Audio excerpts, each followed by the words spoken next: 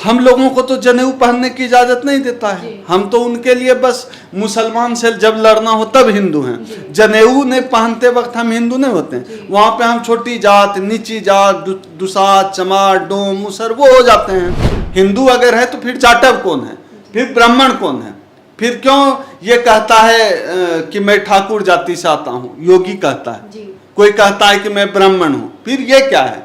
सबको कि हिंदू हैं, क्यों नहीं कहते हिंदू? अगर भाई एक जाटव भी हिंदू है और एक राजपूत या एक ठाकुर या एक ब्राह्मण भी हिंदू है तो दोनों की शादी आपस में हो जाए तो आपको क्या दिक्कत है? भारतीय जनता पार्टी की विचारधारा को मानने वाला हर नेता अपने बच्चों की शादी किसी जाटव, चमार, भंगी, मुसर, दुसाद, यादव, कोयरी, कुर्मी, कुशवाहा से कराएगा, तब उस दिन मान लिया जाएगा सभी लोग हिंदू हैं। कि आरएसएस जिस तरह से दलितों, पिछड़ों को हिंदू बना रही है, उसी तरह से आरएसएस जिलावार, ब्लॉक वाइज कार्यक्रम चलाए।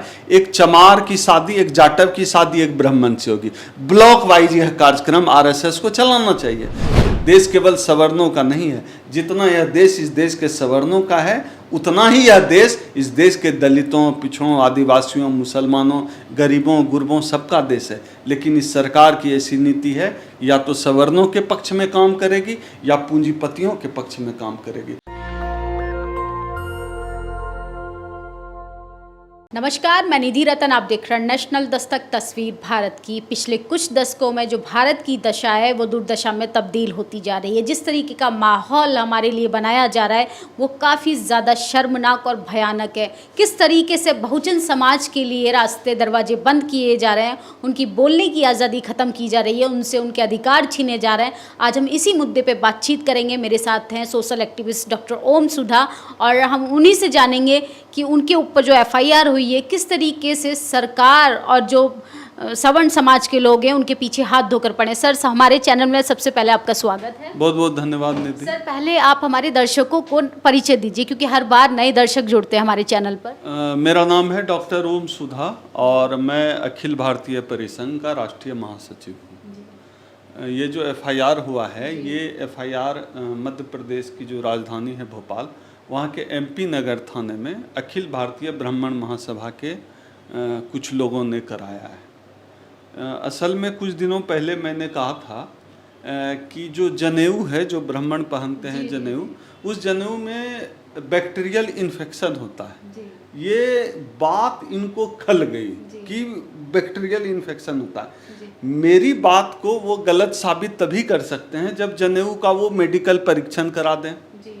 जनेऊ का मेडिकल परीक्षण कराएं, वैज्ञानिकों की एक टीम लगे, जो यूज्ड जनेऊ है, जो यूज किया जा रहा है जनेऊ, उसका मेडिकल परीक्षण करके बताएं उसमें बैक्टीरियल इन्फेक्शन होता है कि नहीं। दूसरी बात मैंने कही कि जो पंडे पुजारी होते हैं वो नहाते वहाते कम हैं, पूजा पाठ करने पहुंच जाते हैं, बदबू करता है। मैंने हमेशा ऐसे ही पंडे पुजारियों को देखा है, मंदिरों में भी प्रायः देखने को मिलता। आप गुजरिए, मैं पहले जब मंदिर घूमने जब जाता था तो अगल बगल से गुजरा, बदबू किया, यार ये नहाते क्यों नहीं हैं?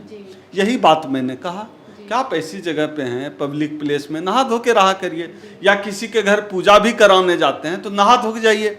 नहा धो के जाएंगे, अभी आप जाते हैं बिना नहाए धोए थे, 11 रुपया दक्षिणा मिलता है। नहा धोकर जाएंगे तो हो सकता है 21 रुपया दक्षिणा मिले।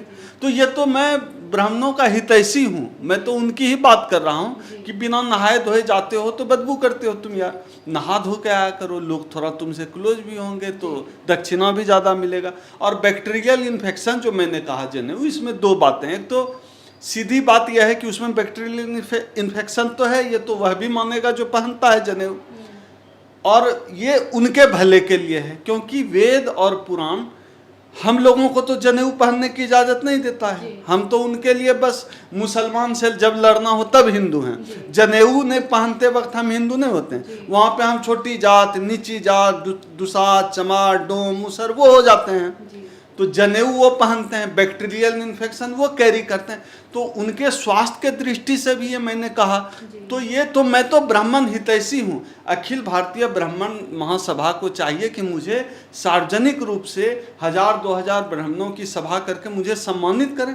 उल्टे FIR कर रहे हैं। यार कैसे ब्राह्मण हो? ब्राह्मण तो ब्रह्मा के मुख से पैदा हुआ है, बड़ा विद्वान हम मानते थे। ये तो भैया मूर्खतापूर्ण हरकत है। लेकिन सर, उनको कहीं ना कहीं बुरा लग गया कि बहुजन समाज के व्यक्ति इस तरीके की बातें कैसे कर सकता है, हमारी आलोचना कैसे कर सकता है। आपने सीधा जनेऊ की बात कर दी और उनके मज़हब को लेके, जैसे पुराणों में अगर बात की जाए पिछले 5000 साल पहले हमारे लोगों को कान में शीशा पिघलाकर डाल दिया जाता था, जीभ काट दी जाती थी, एकलव्य की तरह अंगूठा काट दिया जाता था, और आपने तो सीधा आलोचना की है जनेऊ की। जनेऊ तो असमानता का प्रतीक भी है ना जी। जनेऊ अगर असमानता का प्रतीक नहीं है तो मैं क्यों नहीं पहन सकता। जाहिर सी बात है कि जनेऊ जो है पूरी तरह से अप्रासंगिक है, अनहाइजीनिक है, बीमारी का घर है, बैक्टीरियल इन्फेक्शन है। तो सामान्य सी एक साइंटिफिक बात मैंने की है, तो इसमें बहुत दिल पे ब्राह्मणों को नहीं लेना चाहिए। क्रिएटिव काम में जो है वो लगें, अभी खुदाई उदाई करें, मस्जिद में जाके वो हनुमान चालीसा पढ़ें, क्रिएटिव काम करें। कहाँ यार आप जनेऊ, मैंने आपके मैं आपके लिए हेल्थ के लिए कंसस हो रहा हूँ, ब्राह्मणों के हेल्थ के लिए वो खामखा नाराज हुए जा रहे हैं। नाराज नहीं होना चाहिए, असल में डराने का कोशिश कर रहे हैं। अब क्या वो डरा देंगे? ब्राह्मण, मेरे ऊपर 23 मुकदमा था, ये 24वां है, अब मैं सीधे कह सकता हूँ कि मेरे ऊपर 2 दर्जन मुकदमे हैं। तो ये डराने की कोशिश करें। तो भाई हम मुकदमे से नहीं डरते हैं। आपके चैनल को मनुवादी भी बहुत देखते हैं, तो आपके चैनल के माध्यम से हम उन मनुवादियों को संदेश देना चाहते हैं जिनको लगता है कि अंबेडकर को मानने वाले लोग, फूले को मानने वाले लोग, सावित्रीबाई को मानने वाले लोग आपके FIR करने से डर जाएंगे, मुकदमा करने से डर जाएंगे, मारपीट की धमकी से डर जाएंगे। तो हम आप लोगों की धमकी से डरने वाले नहीं हैं। हम तो अंबेडकर साहब को मानने वाले लोग हैं। उनको तो मटके का पानी नहीं पीने दिया गया था, तब उन्होंने इस दुनिया की सबसे बड़ी सामाजिक क्रांति की, इस दुनिया के सबसे बड़े देश की लगभग उन्होंने जो है तकदीर बदल दी। उन्होंने इस देश का संविधान लिख दिया। हम तो उस माता सावित्री बाई फुले के वंशज हैं जिनके ऊपर गोबर फेंक देते थे जिनके साड़ी पे। तो हम लोगों को ये मुकदमे से क्या डराएंगे? हम लोग डरने वाले नहीं हैं, हम लोग लड़ने वाले हैं। लड़ेंगे, संवैधानिक तरीके से लड़ेंगे। अभी तो ये आज जो है प्रोफेसर रतन लाल जी को धमकी दे रहे हैं जान से मारने की। उन्होंने सरकार से लिखा है राष्ट्रपति को कि AK-56 का लाइसेंस दिया जाए। इनको लगता है कि जैसे मुसलमान को डरा दिया वैसे दलितों को भी डरा देंगे। लेकिन क्या है कि हम लोग संविधान को मानने वाले हैं, साइंटिफिक टेम्परामेंट को मानते हैं। हम लोगों को लगता है कि बात को तार्किकता के कसौटी पर कसी जाए, हर बात को वैज्ञानिकता की कसौटी पर कसी जाए।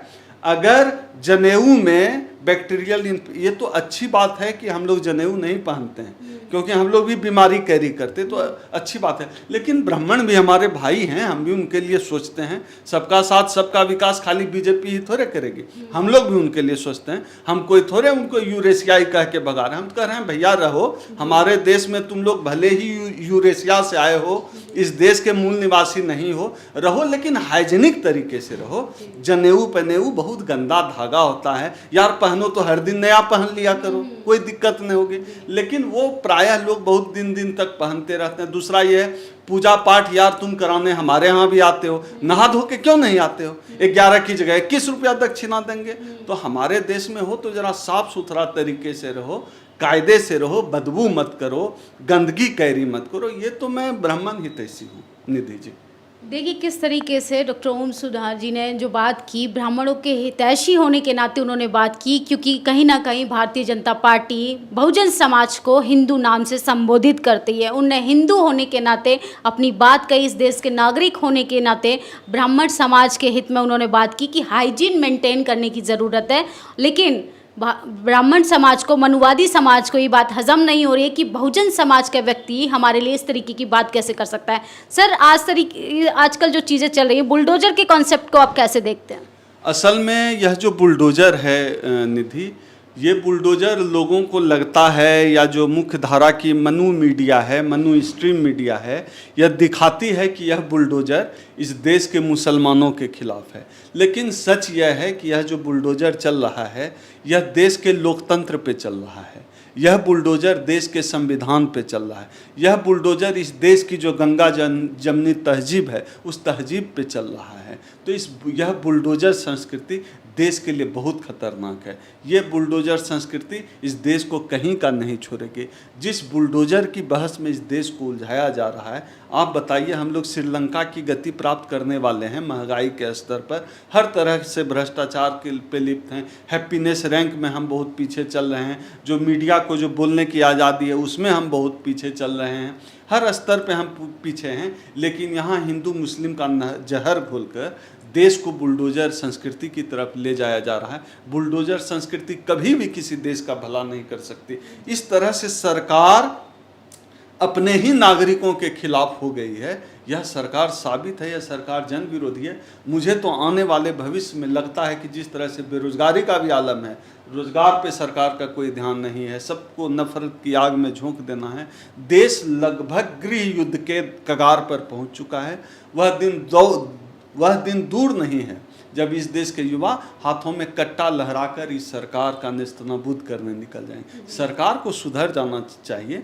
आप पूर्ण बहुमत से, फुल मैंडेट से सत्ता में आए हैं। सरकार चलाइए, देश चलाइए। देश किसी एक का नहीं है, देश को सबने मिलकर गढ़ा है।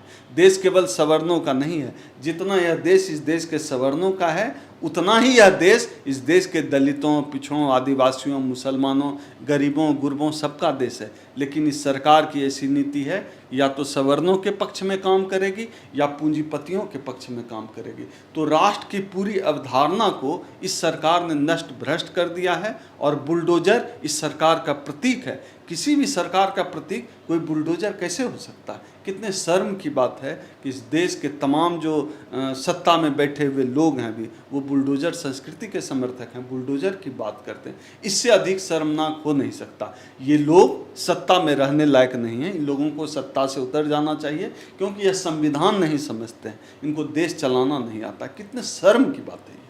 लेकिन सर, हिंदू राष्ट्रीय बना दे भारतीय जनता पार्टी, इससे आपको दिक्कत क्या है? सबको हिंदू बना दे, ओबीसी समाज को भगवा चादर उड़ाकर वो सुला रही है। जिस तरीके से हिंदू राष्ट्र बचाने का ठेका ओबीसी समाज ने लिया, इसमें बुराई क्या है? बिल्कुल, हिंदू बनने में क्या बुराई है। बस हम यही चाहते हैं कि आरएसएस जिस तरह से दलितों, पिछड़ों को हिंदू बना रही है, उसी तरह से आरएसएस जिलावार, ब्लॉक वाइज कार्यक्रम चलाए। एक चमार की शादी, एक जाटव की शादी एक ब्राह्मण से होगी। ब्लॉक वाइज यह कार्यक्रम आरएसएस को चलाना चाहिए। अगर भाई एक जाटव भी हिंदू है और एक राजपूत या एक ठाकुर या एक ब्राह्मण भी हिंदू है, तो दोनों की शादी आपस में हो जाए तो आपको क्या दिक्कत है? इस तरह का कार्यक्रम आप क्यों नहीं चलाते हैं? यह कार्यक्रम भी आरएसएस को चलाना चाहिए। तब हमको लगने लगेगा कि सब हिंदू हैं। जिस दिन यह कार्यक्रम राष्ट्रीय स्वयंसेवक चला दे कि हर आरएसएस का कार्यकर्ता, भारतीय जनता पार्टी की विचारधारा को मानने वाला हर नेता अपने बच्चों की शादी किसी जाटव, चमार, भंगी, मुसर, दुसाद, यादव, कोयरी, कुर्मी, कुशवाहा से कराएगा, तब उस दिन मान लिया जाएगा सभी लोग हिंदू हैं। अभी तो कोई छोटी जात का है, कोई ऊंची जात का है, तो सब हिंदू कहाँ है? हिंदू है ही नहीं कोई। हिंदू अगर है तो फिर जाटव कौन है? फिर ब्राह्मण कौन है? फिर क्यों ये कहता है कि मैं ठाकुर जाति से आता हूँ, योगी कहता है, कोई कहता है कि मैं ब्राह्मण हूँ, फिर ये क्या है? सबको कि हिंदू हैं, क्यों नहीं कहते हिंदू हैं? फिर तेली सम्मेलन में क्यों नहीं जाते? क्यों जाते हैं ये भाजपा के लोग? जातियाँ क्या है फिर अगर सब हिंदू हैं? कोई हिंदू नहीं है। बस मुसलमान से लड़ाना हो तो सब हिंदू है, नहीं तो तुम यादव हो, तुम कोयरी हो, तुम कुशवाहा हो, तुम पासवान हो, तुम जाटव हो, तो तुम भंगी हो, तुम मेहतर हो, तुम मुसहर हो, छोटी जात हो।